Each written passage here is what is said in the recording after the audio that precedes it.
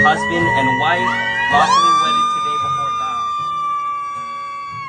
Greg, you may now kiss the bride.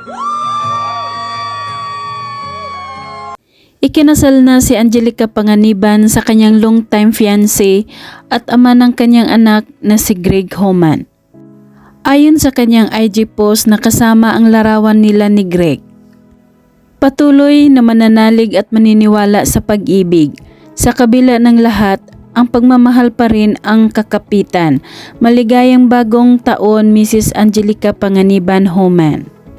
Sa taong 2023 na puno ng mga hiwalayan sa showbiz, pero pinapatunayan ni na Angelica at Greg na ang tunay na pag-ibig ang siyang magwawagi. Sa isang taon na pagiging engaged nila, finally naganap na ang kanilang kasal. Hinabol ang pinakahuling pitsa ng buwan ng Desyembre taong 2023. Dahil naganap ang kanilang kasal sa Los Angeles, California noong December 31, 2023. Sina Angelica at Greg ay naging sila since July 11, 2020 at nagkaroon sila ng blessing na napaka-cute na anak na si Bibi Bean.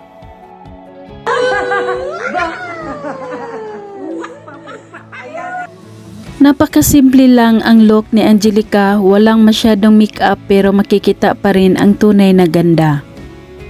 Sa kanyang short white dress at ang pares ng white heel sandals. At binabagayan din naman ni Greg Homan sa kanyang suot na kulay cream with brown shoes. At bagay na bagay silang dalawa tingnan. Pinapasalamatan din ni Angelica Panganiban ang kanyang mga matalik na kaibigan na sina Kim Chiu at Bella Padilla sa regalong heart-shaped white wedding cake.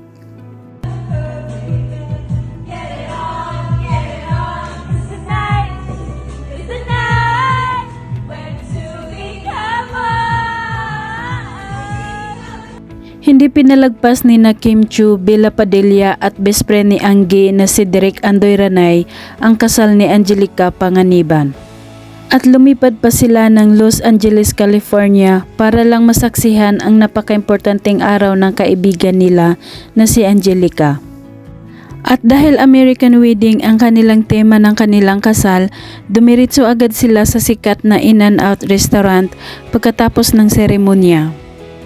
Matatawag man na simple wedding ang naganap para sa mag-asawa, ay ito na yung pinakabunggang nangyari sa buhay nila. Na matagal na pinakahintay ni Angelica Panganiban. Makikita sa mga larawan at videos ang di mapantayang kasiyahan sa kanila.